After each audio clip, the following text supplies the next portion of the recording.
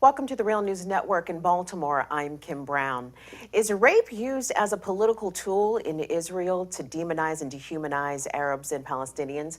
Last June, the Israeli public was shocked to hear of a girl with a mental disability who was reportedly raped by a Palestinian as an act of nationalistic violence. The girl has eventually confessed that her family pressured her to invent the rape in order to have a Palestinian boy arrested. In December, the Israeli Committee for Women's Rights held a debate on sexual offenses in joint Jewish-Arab communities. Now, the debate quickly deteriorated into incitement against Arabs. In a recent piece in Electronic Intifada, David Sheen reported that among the political parties who organized the debate is the Shas Party, which is described as a very religious Jewish political party there. A senior member of the party, Amnon Cohen, has been arrested and was recently accused of receiving bribery in the form of sexual favors. A woman testified that she was afraid for her life if she refused to have sex with the former member of the Israeli parliament. And today we're joined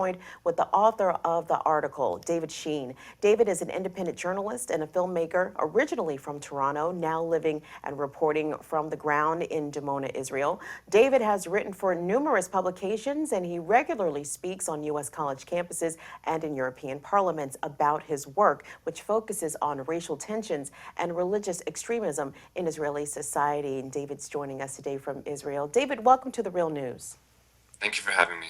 So, David, if you could describe for us, what is the culture of rape in general, and what does it mean in Israel? Well, rape culture is a problem everywhere in the world that I know of, the places that I've lived and visited, where patriarchy, misogyny, where men control society and view women and their bodies as fair game, as essentially an extension of their own property.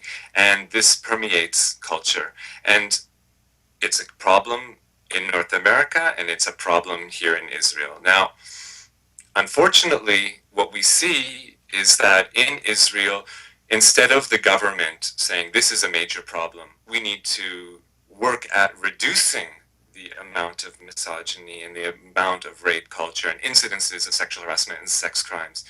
Instead, what we have is top members of the government committing these crimes, top members of law enforcement, top members of the judiciary, top members of regional councils, and people in society like university deans and the head of the largest bank in Israel, the president of Israel,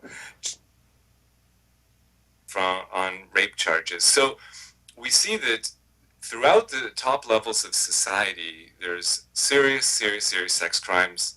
And that sends a message to the rest of society. Well, this is a normal way to act. And sadly, the only time it ever gets mentioned by Prime Minister Benjamin Netanyahu is if he thinks he can somehow blame rape on non-white, non-Jewish people, specifically Palestinians and African refugees and other non-Jewish folk in the country.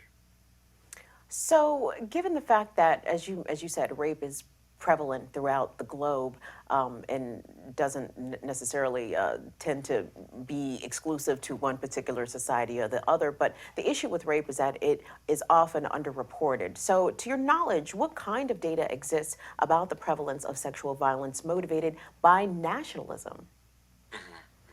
Well, this was the topic of the discussion in the Knesset in December.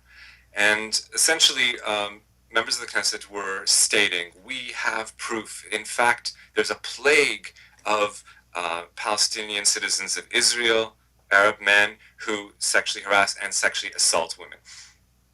Police representative of the Israeli police force, which by no means are suspect of being pro-Arab, but they were no evidence of this. We talked to all our local police forces, and they reported back to us that they see no incidents. But in fact, the level of sexual assaults in those mixed cities where you have both Jewish and Palestinian populations, the amount of sex assaults there is actually going down. That includes sex assaults in general and sex assaults committed by non-Jews. That was the police statement. And as I wrote in the article, the same thing happened 5 years ago, the last time that the right wing tried once again to convene a Knesset session to blame non-Jews.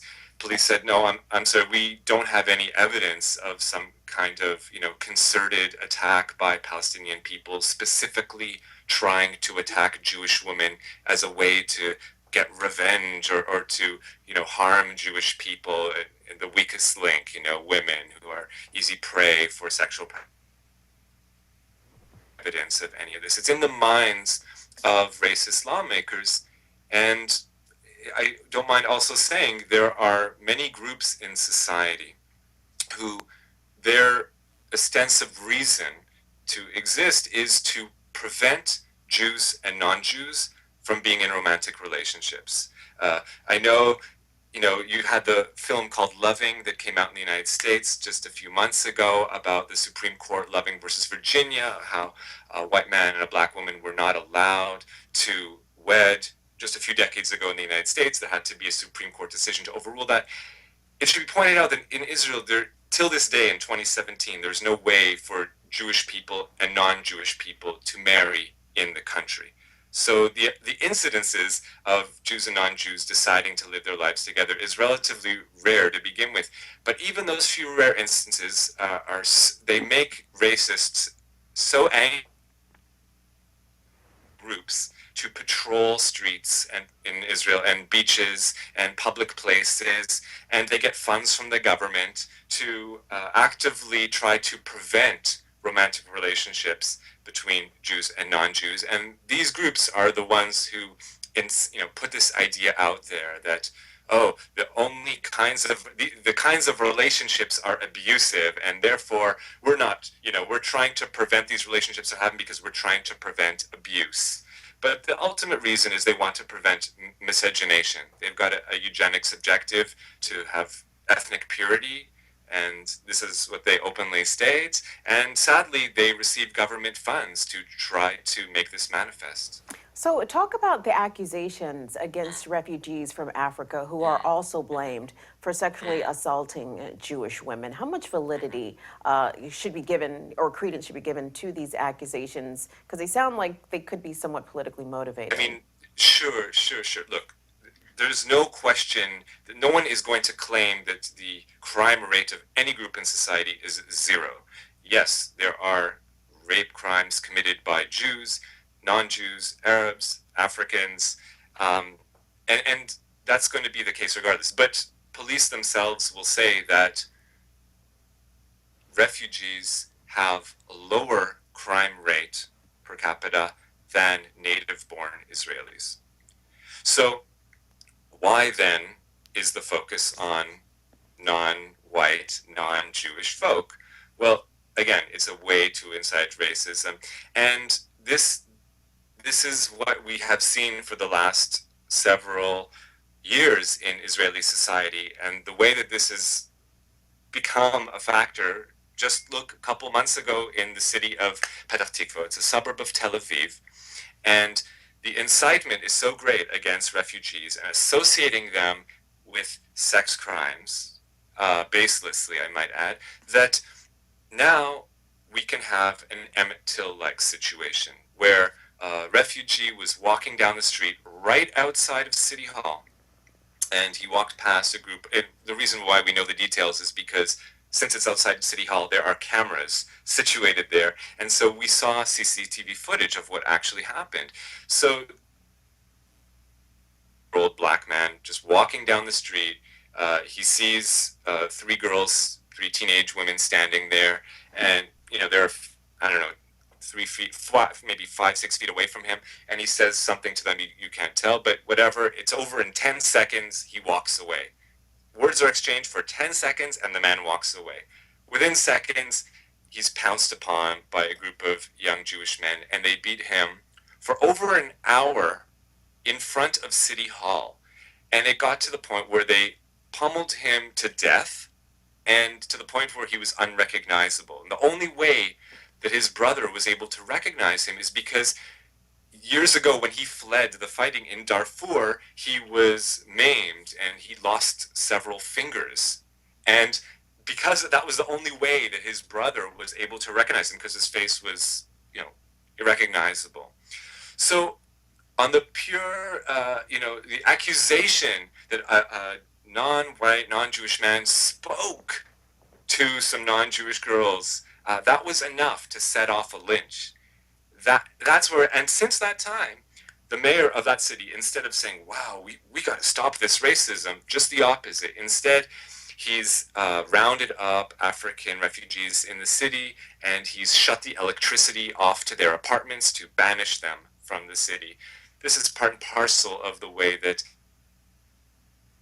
Israeli society, but it does speak to the greater phenomenon of also, insinuating that non-Jews are sex criminals and they should be treated as such.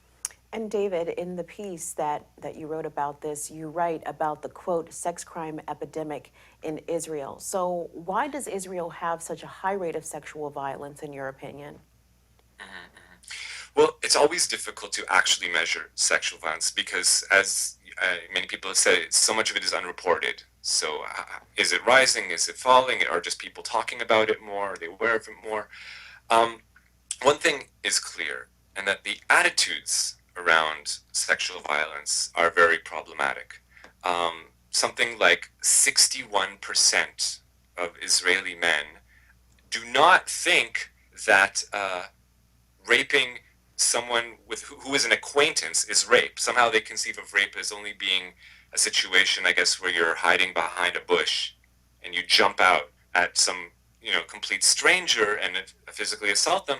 They only conceive of that as rape. The idea that someone you've met a couple once or twice and then you socialize with them and then rape them, that they don't think of that as rape, which is, of course, it's ridiculous. It's rape in every single way.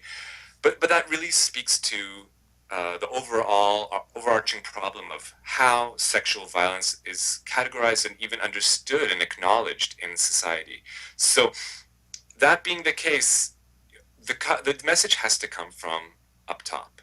But when you have Benjamin Netanyahu himself working in an office that's full of sex criminals, when you have multiple former chief advisors to the prime minister who have been accused of sex crimes, some more than once, when you have the prime minister's spokesperson who's been accused of sex, prime minister's driver who's driving him from place to place, convicted of raping multiple women and young girls. The problem is that we do not have leaders. And when we have, mayor after mayor after mayor who are going to jail for sex crimes, then we have a message from up top that women are for the taking. And unless we have a message from the government saying this is a national emergency, we need to snuff this out, we need to condemn this and make clear to our menfolk that women's bodies are not yours for the taking, and assaulting anyone, whether you don't know her, whether you know her, whether you're gonna ever know her, that's a crime, and don't even think about doing it.